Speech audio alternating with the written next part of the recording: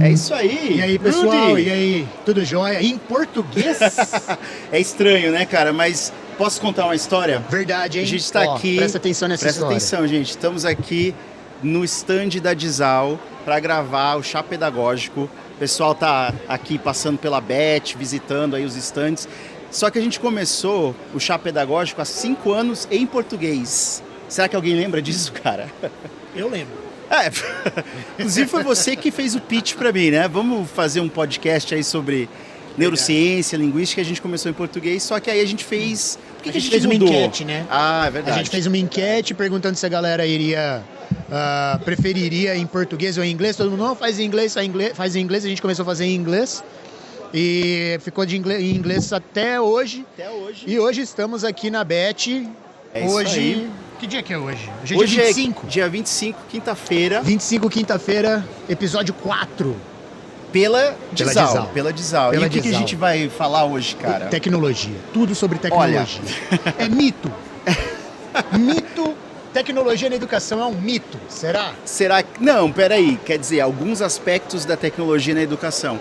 E a gente tem que fazer um disclaimer aqui, né? Verdade. Porque eu acho que todo mundo olha pra gente e pensa assim, pô, esses caras são contra tecnologia na educação. Não. A gente não é contra, né, Rudy? Não. Pô. Não, a ideia, na verdade, não é ser contra a tecnologia. Não. O que a gente vai falar no podcast de hoje, no episódio do Chá Pedagógico de hoje, é justamente os prós e os contras do uso de tecnologia na educação, como a tecnologia influencia positivamente e negativamente todo o processo de aprendizado, todo o processo de desenvolvimento cognitivo. Inclusive, a gente vai abordar também no episódio de hoje a implementação, que esse é um calcanhar de Aquiles na tecnologia para a educação. Calcanhar de Aquiles, que é um personagem grego, diga-se de passagem. E é claro que toda vez que a gente fala grego, gente, a gente tem que tomar um gole, que é uma brincadeira que a gente criou aí. Piada E falando em grego, tecnologia é uma palavra grega também. E acho que a gente tem que começar com essa definição, né? Primeiro, o que é tecnologia? Será que tecnologia só é coisa digital? Ou será que um lápis é tecnologia também? Olhando para a etimologia da palavra, tecnologia vem de tecne, que é um jeito, uma maneira, uma ferramenta para fazer alguma coisa. E logos, que é o discurso, ou o repertório, ou enfim, a sistematização de algo. Então, quando a gente estuda tecnologia, a gente tem que lembrar que a tecnologia pode ser qualquer coisa. Inclusive uma sala de aula, uma carteira que a gente tem dentro da sala de aula, um caderno, uma folha. Só que hoje em dia a gente fala muito de tecnologia digital, né, cara? E aí é que tá. O que eu acho que um dos misconceptions que a gente tem de tecnologia é achar que a tecnologia tem que ser disruptiva. A tecnologia não necessariamente precisa ser disruptiva, revolucionária. Até porque, se a gente for pensar em tecnologia digital, um e-mail é uma tecnologia. E é uma tecnologia muito boa, né? Uma A tecnologia gente consegue muito boa, trabalhar completamente muito com e-mail, difundida, universal, todo Sim. mundo usa. E, na verdade, a tecnologia não precisa ser disruptiva. Quando a gente fala de tecnologia, lógico, aplicada à educação, é fazer com que as pessoas consigam ter uma performance, fazer coisas que elas não conseguiam até então, até a utilização dessa ferramenta tecnológica, qualquer que seja essa ferramenta. Mas será que a tecnologia é essencial para a educação? O que você acha? O que vocês acham? Vocês acham que a tecnologia é essencial para a educação? Escreve aqui nos comentários aqui embaixo. Vocês acham que a tecnologia é essencial para a educação? O que você acha? Não, vamos lá. Então, primeiro, eu acho que a tecnologia é essencial para o progresso, para o avanço de tudo que a gente faz como humanidade. Isso é fato, né? Só que tem tecnologias que vêm para substituir o velho e acabam deixando muito a desejar, né? Então a gente começa a usar novas ferramentas digitais ou não para fazer a mesma coisa que a gente fazia há 30 anos. Então não tem uma mudança significativa. E a gente vai falar mais sobre isso, mas eu quero dar aquele exemplo que a gente estava discutindo ontem. Muitas escolas começaram a implementar há uns 15 anos, 20 anos, a luz interativa. Lembra, cara? O Interactive Whiteboard, né? Verdade. Pô, quando eu dava aula aqui em São Paulo, eu usava. Só que o negócio acabou virando um quadro branco igual. Virou um elefante branco. Virou um elefante branco dentro da sala de aula. Então a gente acabou usando uma tecnologia digital nova que tinha várias características interessantes. Potencial enorme. Só que acabou sendo usada como um quadro branco era usado, com aquela caneta piloto. Então, sim. O potencial dos quadros interativos era tão grande, tão enorme, que aqui na BET, eu me lembro, 10 anos atrás, quando o boom de quadro interativo, lousa interativa teve, a BET estava tomada por empresas que produziam quadros interativos, lousas interativas. Exato. Só que o que aconteceu? Por que ele se tornou um elefante branco? Justamente pela utilização, pela implementação. Foi mais uma ferramenta que não foi muito bem aplicada, não passou pelos passos que deveriam ser passados quando uma nova ferramenta é implementada, não teve treinamento adequado, não teve nada. Então, muitos lugares, hoje muitas escolas, muitas instituições, você vai lá e a lousa está encostada, está encalhada ali, né? E eu acho que é essa mentalidade que a gente tem hoje em dia, tá todo mundo buscando o próximo grande, sei lá, conceito, ou a invenção, ou a descoberta, e eles acabam jogando isso dentro do contexto de educação sem entender as repercussões. Então, quando a gente vem para a BET, a gente vê muita coisa legal de tecnologia, só que a gente não entende muito bem como que isso vai ser levado para a sala de aula, qual que vai ser o impacto, quem dentro da escola tem condições de usar de maneira eficaz e se realmente vai ajudar ou não a aprendizagem dos alunos, porque uma coisa é servir de apoio, de suporte, outra coisa é fazer no lugar do aluno. Exatamente. E aí não rola. A gente sabe que esse é um grande problema. E esse é um dos motivos que faz com que a gente ache que tem uma diferença, na verdade, entre ser essencial e ser importante. Aí é que tá. Tecnologia, ferramentas tecnológicas, eu acho que o termo mais adequado seria ferramentas tecnológicas. Sim. Quando a gente fala de tecnologia, eu acho que hoje já está enraizado aquela ideia de que tecnologia pressupõe algo digital. Digital, E a gente acaba de online, falar, bem por aí. Então, ferramentas tecnológicas. Aí sim. E quando a gente fala de ferramentas tecnológicas, ela é importante, muito importante, porque ela vai auxiliar sim em desenvolvimento cognitivo, que a gente vai abordar daqui a pouco, mas não é essencial. Por quê? A gente consegue ter um desenvolvimento pleno, a gente consegue ter desenvolvimento cognitivo, a gente consegue fazer criação de conceito sem a utilização dessas ferramentas. Inclusive, a gente tem um episódio aqui no canal da Dizal sobre... Vocês vão procurar aí no YouTube, sobre Montessori, gente. Então a gente falou um pouquinho sobre Montessori, a gente falou sobre inteligência artificial, e o que a gente tem de dados empíricos, de pesquisa, é que quem faz aula em escola montessoriana, escola mais construtivista, tipo educação mão na massa, normalmente tem um desenvolvimento holístico melhor do que quem faz em escolas mais tradicionais behavioristas, tipo... quando a gente pensa principalmente no desenvolvimento de competências socioemocionais, que são igualmente importantes, e quando a gente também pensa em criatividade, quando a gente pensa em pensamento crítico, aquelas palavras-chave que a gente tem usado nos últimos anos. Sim. Mas eu posso falar um negócio contra a tecnologia, Rodolfo? Você me permite, cara? Então vamos lá. Pesquisa, gente. Tem meta-análise de uns 6 anos atrás, mais ou menos, do MIT, né, que analisou, se eu não me engano, 126 estudos desde a implementação de tecnologias para a educação. A gente chama de EdTech, né? Então, quando o negócio começou a ficar mais popular, teve muita gente que queria fazer essa transição. Então, completamente mudar o escopo ali do que eles faziam em sala de aula, colocaram tecnologia. O que era essa tecnologia? Basicamente, ferramenta de comunicação, né, de videoconferência, tipo Zoom, Google Meet, sei lá. Algum ambiente virtual de aprendizagem, um repositório digital para os alunos acessarem e jogos virtuais e coisas do tipo. O que aconteceu, cara? Aí que tá. Tava todo mundo dizendo que ia revolucionar a educação. É sempre assim. É sempre assim. Só que depois dessa meta-análise e outros estudos que surgiram, parece que os resultados são ínfimos. Então não teve uma melhora significativa como estava todo mundo imaginando. Por que será, cara? O que aconteceu? De novo, tem a ver com a implementação.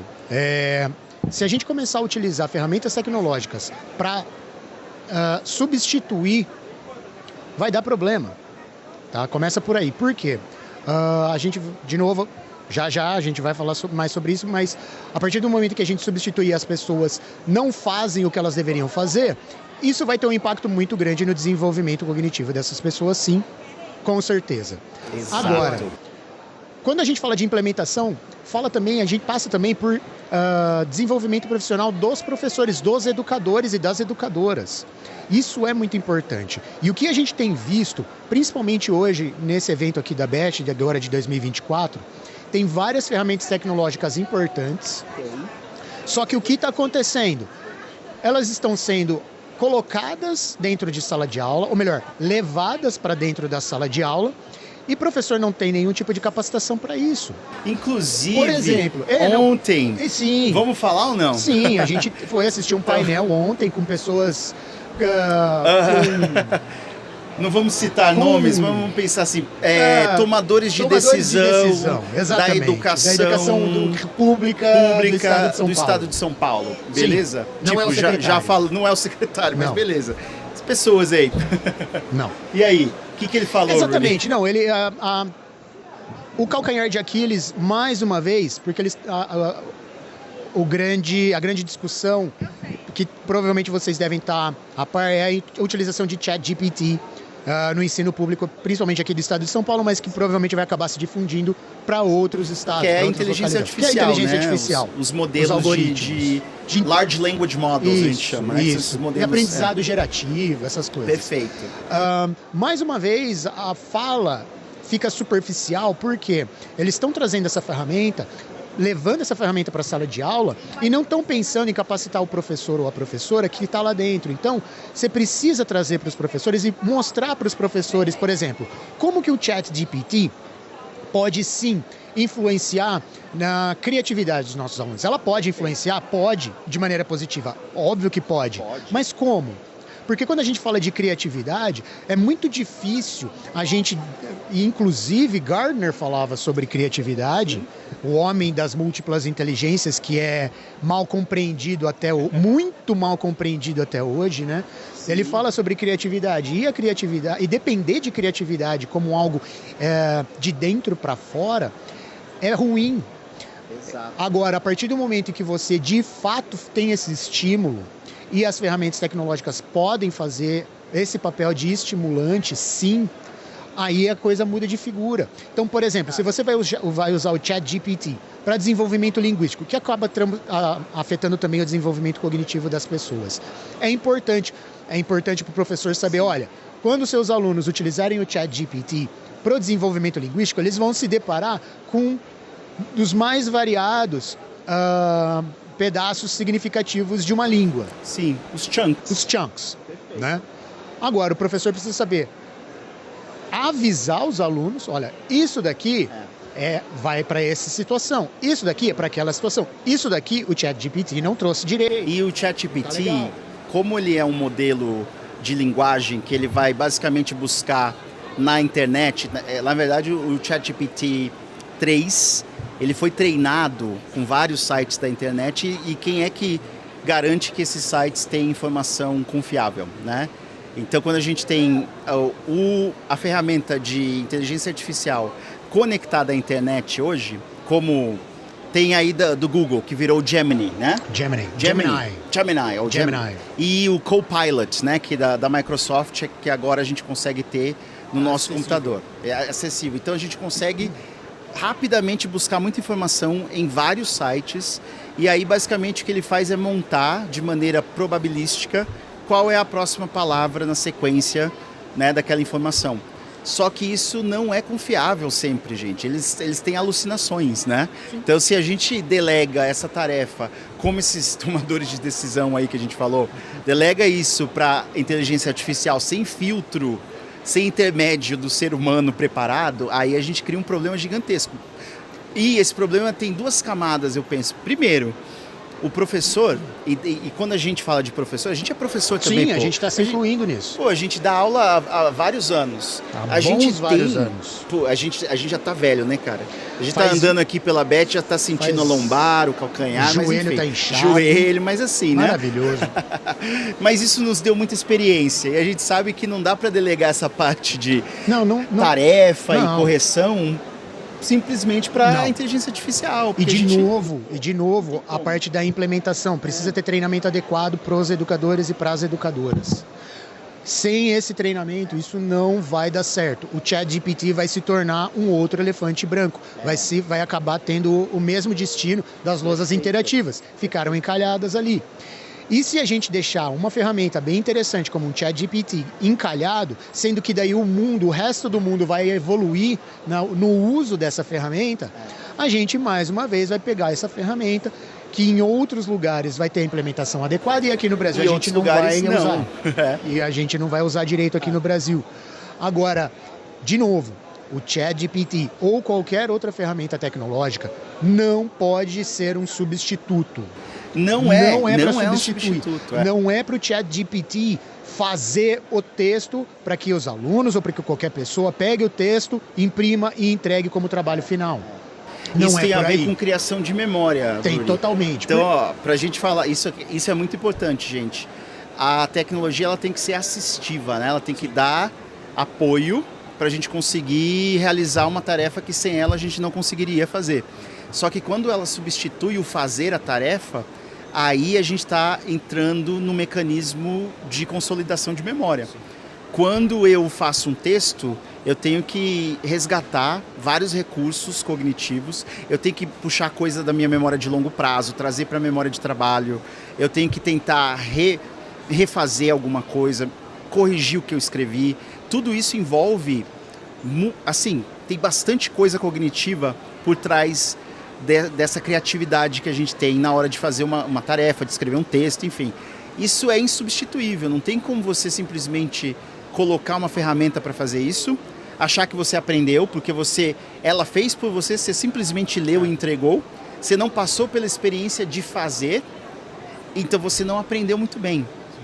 E você falou de criatividade, e a gente sabe, por exemplo, que as pessoas mais criativas, elas têm bastante informação na memória de longo prazo. O que aconteceu, principalmente com o advento da internet, Google, os buscadores de informação, é que as pessoas acham que elas não têm que aprender o básico, porque eu sempre posso buscar na ferramenta. E quando você busca, essa informação é nova. Ela não está na cachola, aí ela enche a sua memória de trabalho. Se ela enche a sua memória de trabalho, falta espaço para você fazer a conexão com outras coisas, aí você não é muito criativo. Na verdade, a substituição, ela acaba afetando negativamente todos os princípios do neuroaprendizado, se a gente for ver Pô, bem. gente. Vamos pegar Tracy Tokuhama pela zilionésima vez. Tracy Tokuhama, nossa rainha do MBI. Sabe, se a gente Mind pegar, Brain Education. se a gente pegar todos os princípios do neuroaprendizado, a substituição pelas ferramentas tecnológicas, ela acaba interferindo em todos eles. Por quê? As pessoas não vão acabar tendo a experiência Atenção desejada. e memória igual a aprendizagem. Atenção, memória igual a aprendizagem. É. Então, se a ferramenta substituir, a pessoa começa pela experiência. Ela não vai ter a experiência adequada. Ela não vai prestar atenção. Ela não vai prestar atenção. Se ela não prestar atenção, acabamos de falar, não vai ter aprendizado. Ela não vai ter a experiência. Ela não vai pôr a mão na massa, ou seja, ela não vai fazer as coisas. Ela não vai fazer o determinado trabalho que ela deveria fazer. E quando a gente fala de trabalho, que o André falou, todas as habilidades cognitivas estão sendo ativadas nesse momento. Por quê? A partir do momento que, sim, você pode pesquisar pelo ChatGPT, você pode utilizar, dar uma googlada, utilizar o Google para fazer as suas pesquisas. Mas o importante é continuar a pesquisa, Sim. olhar, ler, ter uma visão E crítica trocar sobre com aquele alguém, né, resultado. cara? É. Ter essa troca. Por quê? Sim. Quando você faz o trabalho de seleção, é uma atividade cognitiva. Tem a Potente, ver com poderosíssima. Funções executivas, Funções por exemplo. executivas. Poder decisório, né? Funções executivas. Flexibilidade cognitiva. cognitiva. Entendeu? Então, não pode ser substituição. A ferramenta tecnológica não pode ser substitutiva. Ela tem que ser assistiva. Ela está aqui para assistir uma ferramenta. Ah, mas Rodolfo, o que isso tem a ver com a sua área de linguística cognitiva? A partir do momento em que você utiliza qualquer tipo de ferramenta que vá substituir a produção ou algum tipo de produção linguística, os passos vão ser os mesmos. Você vai acabar não prestando atenção, não vai ter criação de significado, não vai ter associação de significado. A associação também é uma atividade cognitiva, fazer associação é uma atividade cognitiva, que é como se fosse uma subcategoria da seleção, né? associação é uma subcategoria de seleção. Então, precisa ser utilizado como um assistente, como uma ferramenta, e não como uma substituição. E, de novo, do jeito que está sendo implementada, do jeito que estão sendo implementadas essas novas tecnologias gerativas, de inteligência gerativa... É isso que preocupa a gente. Vai dar problema. Mas a gente vai não dar é problema. Contra a tecnologia, não, né, não é contra. A gente está falando que tem que ter essa implementação. Porque se essa implementação continuar sendo mal feita, essas tecnologias vão encalhar, não vai ter o resultado esperado, professores vão ficar perdidos, alunos, é óbvio que vai ser muito mais fácil para um aluno ou para uma aluna pegar aquele resultado, achar que está pronto e entregar qualquer que seja o resultado. Não estou falando só de ChatGPT. Sem reflexão. Sem reflexão. Não existe um comportamento crítico sobre aquilo que está sendo enviado, sobre aqueles dados. Cara, e você falou duas coisas importantes. A gente está lidando com crianças e adolescentes que estão numa fase de desenvolvimento do córtex pré-frontal, né? Então a gente tem várias pesquisas de autores diferentes mostrando que o córtex pré-frontal vai demorar até o final dos 20 anos aí para estar basicamente completamente pronto. Por isso que adolescente é aborrecente. Por isso que adolescente eles não sabem, é impossível. Eles acabaram de ter eles não têm regulação emocional. Eles acabaram de ter o córtex pré-frontal finalizado. É então isso eles aí. Olharam e falaram assim, o que eu faço com ainda isso? estão desenvolvendo. O que eu faço com isso? E aí eles têm uma dificuldade grande, quem tem filhos adolescentes aí sabe, tem uma dificuldade grande de conter a impulsividade. E a criança, pior ainda, né? Tá numa fase de desenvolvimento. Então, ela não tem discernimento para dizer se aquilo que o ChatGPT entregou é bom ou não, faz sentido ou não. Ela não sabe se aquilo entrou no repertório dela ou não, né? Ela acha que sim, porque alguém prometeu, essa tecnologia vai revolucionar como você aprende. Só que aí a gente tem um problema que é a promessa por trás da implementação das tecnologias digitais. Todo mundo aqui, a gente fala com várias pessoas aqui, tem muita gente vendendo a ideia de que tem que facilitar o aprendizado. Facilitar o aprendizado... Tem um stand aqui na frente que... Não vamos citar nomes, Rodolfo. Não vamos citar nomes. Não, mas tá? Tem um stand aí na frente o quê, cara? Tem um stand ali na frente, não vamos citar nomes. Tem uma janela bem grande ali, dessa empresa, que está lá. Acelerador de aprendizagem. Acelerador de aprendizagem. Achei sensacional. Então, maravilhoso. E aí eu vou dizer o seguinte, vamos usar como base aqui um psicólogo cognitivo chamado Robert Bjork.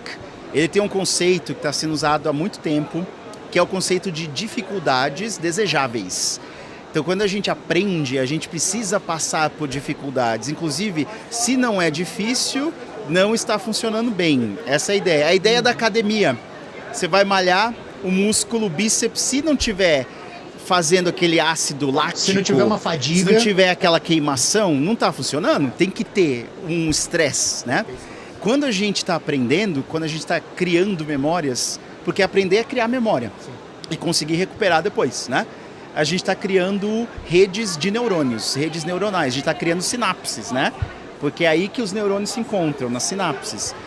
Se for muito fácil, é muito provável que você já sabe aquilo, porque foi muito fácil, ou que você não aprendeu, porque você não deu a atenção devida, você não repetiu o número suficiente de vezes para conseguir consolidar, e não tem que ser imediato, né? A gente sabe, uma das dificuldades desejáveis do Bjork é a repetição espaçada, ou quando a gente pensa em prática distribuída, que é quando eu recebo uma informação nova, ela vai ser consolidada durante o sono, talvez ela não seja consolidada 100% e eu preciso revisitá-la ao longo de um tempo maior.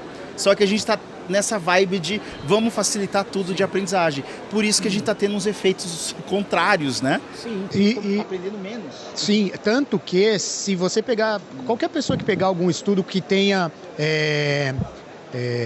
neuroimage, estudo de neuroimagem. Estudo de neuroimagem. Esse é o problema de fazer em português. A gente já tá translinguando aqui, gente. Caraca. A gente fala mais inglês do que português, então é de se esperar. Isso. Se vocês pegarem qualquer estudo que tenha neuroimagem, e esse estudo seja sobre pessoas que são bilíngues, que sejam bilíngues, ou plurilíngues, enfim, usa o termo que você achar melhor, você vai ver que a partir do momento em que a pessoa está utilizando a sua língua materna, ou seja, o que é fácil, quais áreas do nosso cérebro são ativadas? Algumas áreas vão ser ativadas. De novo, pela octomilionésima vez. Não, Gostei a desse gente número. não... Octomilionésima. Octomilionésima vez. Deve existir em algum lugar. Com certeza. A gente descobriu Não, que tá existe certo. serendipidade, né? Serendipidade, ó. Ontem aí nas andanças da vida a gente descobriu nos... tem uma tradução literal aí de serendipity. Serendipity. Que pela octomilionésima vez, quando a gente fala qualquer que seja o idioma, a gente não usa somente uma área do nosso cérebro. Não é assim usa só que um lado, funciona. um hemisfério. Eu tô usando só a minha área de vernique e broca. Lobo temporal esquerdo. Só aqui, ó. Tô com uma dor de cabeça desse lado aqui, por sinal. Não é só por aí. Só que vocês vão perceber nessas neuroimagens que as áreas ativadas vão ser algumas. Por quê? Sim. Porque esse trabalho já está consolidado, já virou memória. Então, o caminho a ser percorrido não vai ser longo, você não precisa fazer várias ativações. É o natural, né? É mais isso, mais e natural. tem um nome isso, só para falar, quem quiser pesquisar, pesquisa um negócio chamado potenciação de longa duração. Isso. Que é cada vez que a gente ativa os neurônios, aí eles se fortalecem, né? Que é neurons that fire together, que disparam juntos, wire together. Então eles viram uma rede neuronal. E a hora que você pega essa mesma imagem, com pessoas que estão fazendo utilização de um idioma que elas não tenham tanto controle, é como se tivesse uma árvore de Natal completamente reluzente. Está recrutando outras áreas do cérebro para ajudar, né? Ajudar, porque é mais difícil. Ou seja, essa dificuldade é desejável. Sim. Por quê? Continuando nesse mesmo estudo, se você olhar daí uma terceira imagem, outras imagens, quando as pessoas conseguem adquirir esse controle, ou seja, geralmente quando elas tiverem um nível de proficiência mais elevado, sim, ela vai ter menos ativação neural, novamente. Vai ser muito parecida, vai ser muito parecida, né? Com a de português pra gente, né? Nossa língua mãe, né? Vamos dizer assim. E a língua adicional, eles vão ter o mesmo substrato ou base neural, né? Que é muito interessante. Agora, imagina se você utiliza uma ferramenta tecnológica que vai substituir todo esse processo pelo qual as pessoas vão ter que passar de ativação neural. Ela não vai ter essa ativação neural se a gente utilizar essas ferramentas de forma substitutiva. Ela não vai passar por esse caminho. Ela, muito provavelmente, não vou falar que ela não vai conseguir, mas o tempo que ela vai levar para conseguir fazer essa sobreposição, ou seja, pegar essas informações linguísticas e colocá-las de maneira automática, ou seja, de maneira procedural, vai ser um caminho muito mais longo, vai demorar muito mais, justamente porque teve essa substituição. Exato. Agora, não estou falando que as tecnologias vão acelerar, mas elas estão aqui para ajudar, afinal de contas, multimodalidade é importante. E olha só, a gente estava falando há alguns anos aí do metaverso, estava falando, né, das realidades, né, de imersão aumentada, virtual. Isso é interessante. Se a gente pensar assim, vamos colocar a criança e o adolescente num ambiente virtual, no qual ele consegue interagir com avatares de outros adolescentes, crianças do mundo e ter uma conversa como se eles realmente estivessem fisicamente lá. Isso é interessante, por exemplo, né? Sim. Você está simulando uma realidade. Inclusive, a gente estava ontem conversando, que tecnologia que veio para ajudar a aprender de modo mais eficaz? Que a gente consegue ver principalmente entre piloto de helicóptero e avião. Coisas que as pessoas não conseguiam, né, fazer antes dessa ferramenta. É o pilotos, né? Piloto, na verdade, é simulação de voo. Os simuladores de voo, que normalmente até hoje, né, você tem uma demanda, você tem uma obrigatoriedade, você tem que fazer tantas horas de simulação dentro do simulador de voo para você entrar no avião, no helicóptero, e aí como copiloto, né? Você vai observar alguém fazendo até que você vai ganhando experiência e você pilota. Porque isso faz sentido. Só que mesmo assim a simulação não substitui o real.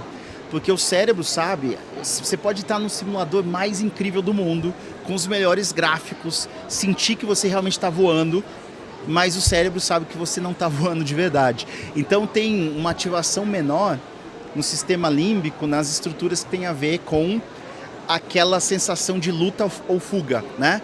que será que eu estou num ambiente de ameaça, de perigo? Por exemplo, se eu fizer alguma coisa errada aqui, eu não vou derrubar o helicóptero, não vou matar ninguém, não vou morrer. É diferente de estar numa situação real. Mas ela ajuda bastante, porque a questão da memória de procedimentos, ou procedural, né? De criar hábitos, principalmente movimentar o braço para alcançar todos os instrumentos. Andar para frente. Isso. Você consegue treinar dentro do simulador, né? Mas as condições reais você só consegue fazer no real. E não tem como substituir, gente. Tem que ter. E, de novo, por exemplo, eu já vi algumas pessoas utilizando essas ferramentas tecnológicas de algoritmos, né, para trabalhar fala, para desenvolver a fala em outros idiomas. É importante? É muito legal, é muito importante. Mas tem coisas que uma aplicação bem legal. Tem uma aplicação interessante. É um treinamento bom. Só que, de novo, a gente cai naquela conversa de implementação. Não dá para se valer somente da interação com as ferramentas tecnológicas de algoritmo, por exemplo. Por quê? Verdade. Se a gente interagir com uma inteligência artificial de fala, vamos pegar uma bem comum aqui, a Alexa da vida. Alexa, pô. Se eu falar bom... Toca Taylor Swift aí, Alexa. Não tem Alexa aqui não, né? Senão vai começar a tocar Taylor Swift. Pô. Taylor Swift tá super popular hoje em dia, cara. Tá? O Google. Olha que interessante, gente. Ontem eu falei ok Google, porque olha lá, ele ligou aqui. Falei ok Google no carro do Rudy. E o dele pegou a minha voz e, pô, não sei o que aconteceu, né, cara? A nossa voz é parecida. Vocês estão ouvindo a gente? Ele reconheceu a minha voz e o dele ligou, gente. Você tá rindo, mas é verdade, viu? Eu falei, ok, Google, ok, Google. Agora não tá funcionando, ó, o meu tá. Rindo. Mas cara, é verdade, ele falou ok, Google no carro para ligar e apareceu no meu. E eu vou contar, gente. Eu acionei o Google para fazer uma conta matemática, porque a gente é de humanas, né? Assim, uma conta básica, eu falei, ok, Google, quanto é tanto vezes quanto? Mesmo, e aí o dele ligou, mas enfim, né, cara? A gente tá aprendendo. Mas se a gente for utilizar a Alexa, por exemplo, ela não vai conseguir captar se eu falar, bom dia, Alexa, ou se eu falar, bom dia, Alexa. Pra ela consegue captar entonação diferente? Não vai. Se eu chegar e falar assim, ô Alexa, fala pra mim qual jogador pegou na orelha da bola. Fala pra mim qual é o meu... que emoção eu tô sentindo hoje? Com base na entonação da minha voz. Ô Alexa, será que eu tô zoado hoje? Não vai rolar. Não vai acontecer. Só que, de novo, é uma ferramenta muito interessante que pode ser trabalhada assim, mas, de novo, não é substitutiva, não está aqui para substituir e não está para substituir professores. E aí, a gente tá chegando no final, gente, mas olha lá. Vamos falar de cases de sucesso, tá? De implementação. E vamos falar de cases de fracasso, tá? Para alinhar com o que o Rudy disse aqui. Não vai substituir o professor. Então, eu vou citar algumas situações nas quais a tecnologia para a educação, e pode ser a tecnologia mais simples, né? Digital, teve um impacto grande. E aí eu vou falar, por exemplo, os ambientes virtuais de aprendizagem. Né, que são repositórios. Então tem várias plataformas hoje em dia que a gente consegue trazer para a escola. A gente consegue colocar materiais didáticos, material extra, enfim, áudio, vídeo, várias coisas na nuvem ou nessa plataforma que está na nuvem, né? E os alunos conseguem acessar, eles conseguem organizar e priorizar os estudos. E isso funciona muito bem dependendo da implementação. Você não vai delegar toda a aprendizagem do aluno para o ambiente virtual de aprendizagem. A gente é professor da PUC do Paraná, a gente usa. Sim. A gente coloca fórum de discussão, a gente coloca PDF, a gente traz materiais diferentes, a gente coloca podcast. Tem quadro de aviso, né? Tem quadro de aviso, então isso é interessante. Isso tem funcionado bem, tanto que hoje em dia é inconcebível até, né? A gente pensar... Sim. Em trabalhar sem algum ambiente virtual de aprendizagem. Está todo mundo usando, as escolas estão usando, as editoras que têm os seus livros normalmente oferecem a sua própria plataforma. Então isso aí, acho que pegou bem. Como é que você vai comprar o livro, esse livro de bilíngue aqui, Educação Bilíngue aqui no contexto brasileiro, se não tiver o site da Exal? Inclusive, gente, entrem no site da Dizal e comprem vários livros. Tem livros sobre tudo, sobre a implementação de EdTech também. Mas esse é um case de sucesso, vamos pensar assim, né? Só que tem um case de fracasso aí. Vamos pensar, olha, eu estou pensando em alguns casos que aconteceram com escolas que eu visitava enquanto eu era mentor de programas bilíngues, né? Então tem gente que colocou, sei lá, um programa de robótica, de programação, mas só que não foi muito bem implementado, eles não deram um treinamento apropriado para os professores, ficou obsoleto em pouco tempo, né? Então não teve um salto interessante ele não ficou embutido, vamos dizer assim, no programa ou na grade curricular. Ele foi uma experiência que não foi para frente. Foi one and done. Exatamente. One and done. E aí tem muito a ver com o que a gente estava falando ontem de plug and play. É isso, então muitos professores e gestores, eles querem um negócio que tem uma interface muito fácil, porque é só colocar e é user-friendly, eu consigo usar, não preciso de treinamento. E não tem a dificuldade. Mas aí não tem a dificuldade. E você tem que treinar, gente, tem que ter formação para conseguir implementar. Então tem coisa que funciona, tem coisa que não funciona bem. E tem o mesmo conceito, a mesma tecnologia digital que funciona muito bem em lugares diferentes. Sim. E em outros lugares não vai funcionar. Então vai depender de várias variáveis, né? Foi estranho isso, mas precisa do professor formado. Vai substituir o professor? Não vai substituir o professor. Porque, de novo, a partir do momento, por exemplo, desenvolvimento linguístico, a gente já falou em vários episódios, a gente tá não vou falar que a gente tá careca de saber, mas a barba tá branca de tanto falar. Cabelo branco já. Você tá com barba branca eu também, pô, já tô. Já tem vários pelinhos brancos, cabelo branco aqui. Eu cortei a minha, não dá pra ver. Isso aí é o efeito prolongado do cortisol, que é o hormônio do estresse, tá, gente? Isso é o efeito prolongado. Lutando pela educação. Isso é o efeito prolongado do uso do mercado educacional brasileiro. Uma coisa potente. O que a gente fala desde sempre? Formação de professor. Formação de professor. Mas, formação de professor. O desenvolvimento linguístico passa pelo desenvolvimento cognitivo. Elas andam hand in hand. Quando você tem interação, você precisa, na verdade, dessa interação entre pessoas. Por quê? A partir do momento que a gente está interagindo, ou seja, eu estou conversando aqui com o André, o pessoal aqui na Bet, no stand que está vindo e tudo mais. Eu estou tentando, através da minha língua, traduzir ou expressar os conceitos que eu criei. Os meus pensamentos, tudo que tiver dentro do meu espaço mental. Perfeito. Eu utilizo a língua como esse vessel. E aí a língua vai voando, vai chegando a cada uma das pessoas. Sim. E eu preciso tentar ter a maior certeza possível de que aquela sequência linguística que eu escolhi vai atingir as outras pessoas e elas vão conseguir atingir o espaço mental de quem estiver me ouvindo. Vai ser entendido. Essa troca precisa acontecer. Se eu fizer, ou seja, se o professor ou a professora não estiver por ali, se a troca acontecer somente com aluno ou aluna e uma ferramenta tecnológica, sem uma pessoa, muito provavelmente a ferramenta tecnológica não vai ter, primeiro que ela não vai ter espaço mental, porque a ferramenta tecnológica não tem mente. Ela vai ter um quiz para checar a compreensão, talvez ela tenha um banco de dados ali, enfim, mas não vai ter a troca. E não tendo essa troca, você limita o desenvolvimento linguístico cognitivo das pessoas. Não é que limita, mas ela consegue chegar até um certo ponto. Limita. Interação social, e a gente sabe isso desde do Vygotsky, gente. A gente sabe isso desde o primeiro episódio do Chá Pedagógico, 5 anos atrás, por isso que a gente falou, Montessori, né? Qual que é o problema das tecnologias digitais, que eu acho que talvez seja o grande desafio. É entender que elas não vão substituir a interação social. Então a gente tem que ter, em algum momento, aqui, o face-to-face, o olho no olho.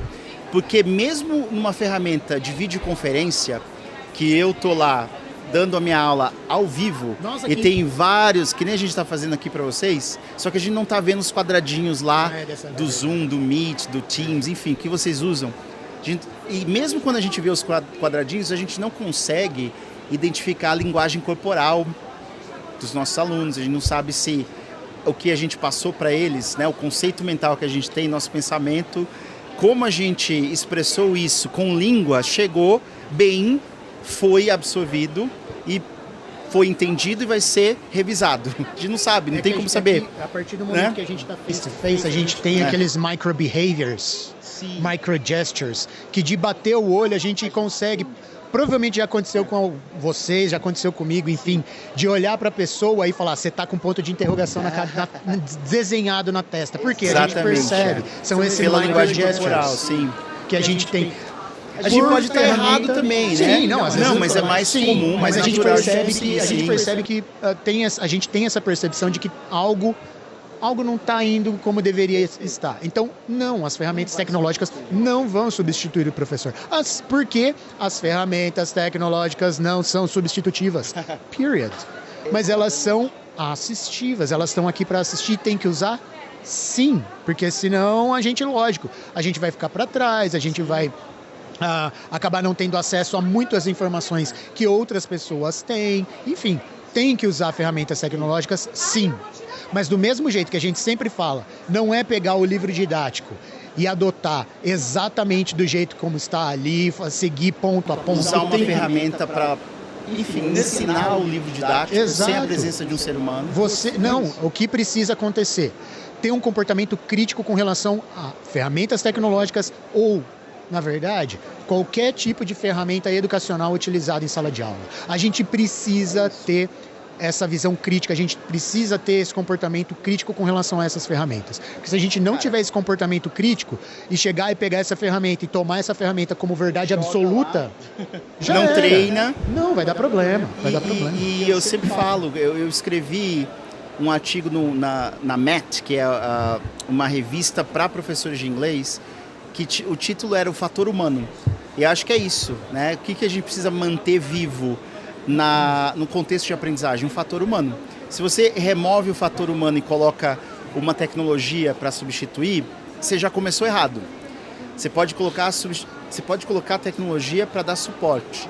E o fator humano, ele é tão essencial que o cérebro evoluiu assim, né? Então a gente não sabe ainda das consequências de tentar substituir essa interação social em todos os cenários, né, da convivência humana, principalmente dentro de contextos educacionais. A gente não sabe onde isso vai nos levar, porque até pouco tempo, por centenas de milhares de anos que esse cérebro existe no planeta Terra, a gente sempre trocou via interação social, até o surgimento da escrita, até o surgimento da telecomunicação.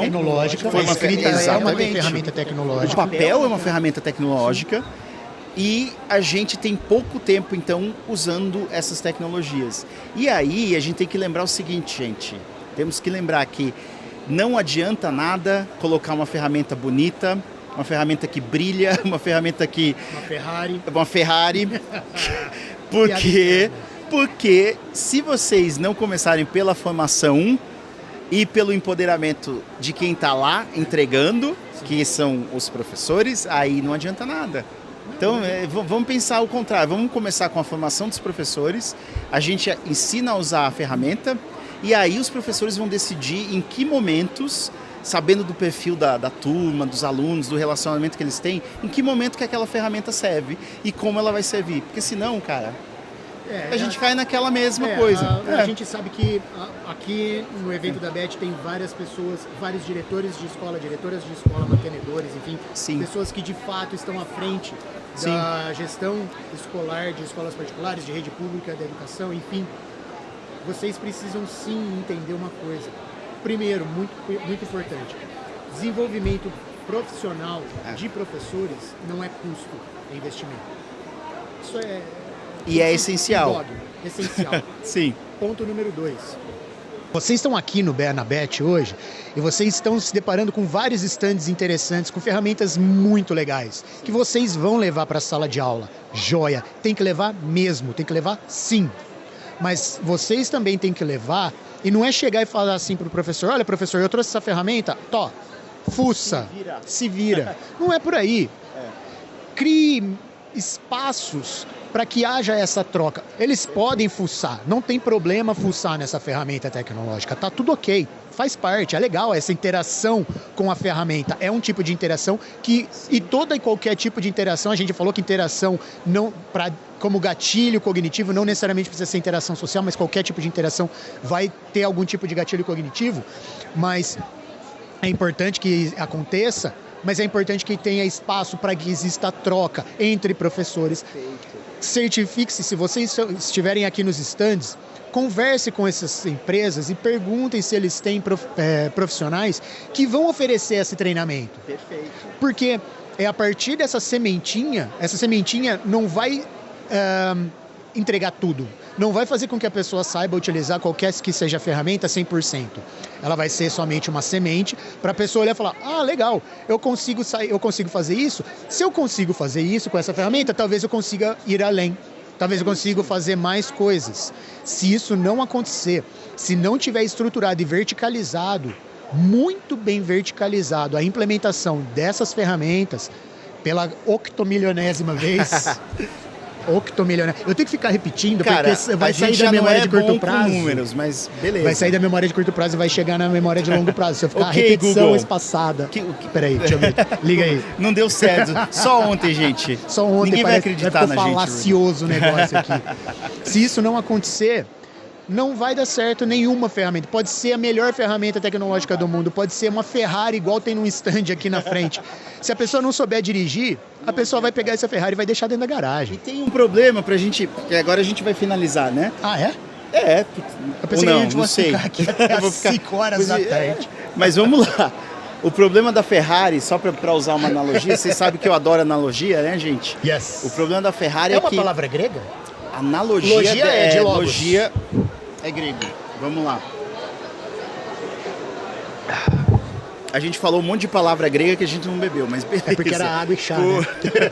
Mas então, o que é o negócio da Ferrari? A Ferrari, ela tem um motor extremamente potente que a gente não consegue usar ele da maneira que a gente gostaria sempre, né? Porque a gente tem uma estruturação, tem legislação sobre velocidade, por exemplo, tem as vias e tem que ser respeitado. Então, muitas vezes, eu acho que é isso, a gente quer comprar um negócio muito além das necessidades, só para dizer que eu tenho aquela ferramenta, quando, na verdade, você não precisa de tudo aquilo. Você precisa do básico, e o básico é sempre manter a interação social, o fator humano vivo, e não substituir o fazer do aluno. Para a gente fechar, né, aqui, a conclusão é essa. Se a ferramenta entra na escola para fazer no lugar do aluno, aí você está fazendo errado. O aluno precisa fazer para ele criar aquelas redes neuronais, para criar a memória, para aprender. Porque se ele não presta atenção no que ele está fazendo, não cria memória. Se ele não cria memória, não tem aprendizagem.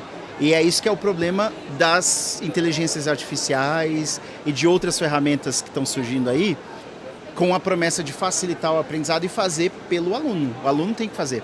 Senão, não faz sentido, né, gente? Sim. Por isso que vamos sim implementar, vamos. Mas vamos focar na formação dos professores, vamos focar também na adaptação, na transição, né? Porque é difícil fazer uma implementação e simplesmente achar que de um dia para o outro tudo mudou. Tem que ensinar os alunos também como usar a ferramenta.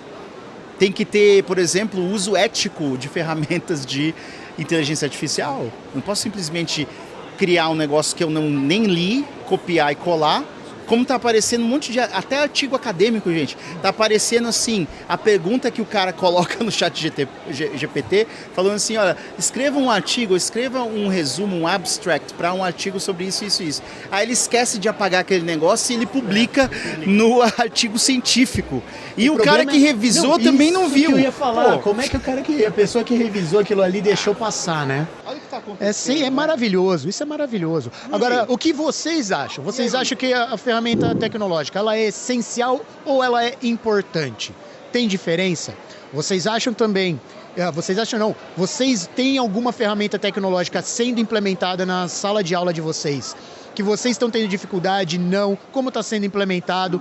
Utilize o espaço aqui embaixo, aqui do canal da Digital. Se vocês ainda não se inscreveram no canal, se inscrevam no canal, no bell, no sino, Clica no Olha, eu tô sininho. translinguando aí. Que coisa horrorosa.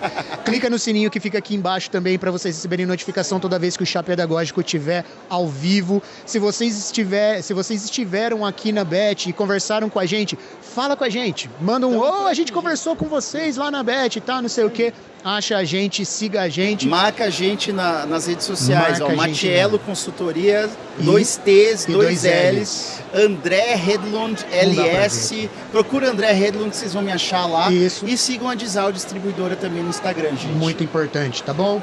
Gente, É isso aí, né, cara? valeu. Primeiro Chá Foi, Pedagógico primeiro ao vivo, Chá Pedagógico nós dois juntos. ao vivo, sentado aqui do lado. 5 interação anos. social, Interação face to face. social, face to face A na gente Bet. sempre se via pela telinha do computador, E a do gente Instagram. se vê em junho. Eu não tô com a data do próximo episódio agora aqui, gente. A gente vai estar A Big no Sister- Brastício. Não, não é verdade. julho. É junho? É junho. Não é julho? É julho. É julho. É julho, Estão Big ajudando Sister. a gente aqui, ó. Big Beleza. Sister, Big Sister tá 17 de julho, começa 17 ou 18, É sei isso? lá. Então a Então gente é vai isso. estar lá. Mas eu a gente já tem vou estar lá junho. porque vai ser em Goiânia, né, cara? Você que vai ter que viajar Eu vou pra ter que lá. viajar de novo. De novo, gente. De novo. Você vai conhecer a Terra Quente. Terra que é quente do Goiânia e vai Brasil. comer piqui também. Essa eu faço questão. Quero comer, ver qual é que é desse piqui. Cara, É bom. peculiar, mas não sei. Não vou falar, no spoilers, tá? Gente, é isso. Obrigado. Valeu, galera. Obrigado. Fechou. Valeu, André. Isso aí. Valeu, gente. Obrigado. Tchau, tchau. Tchau, tchau.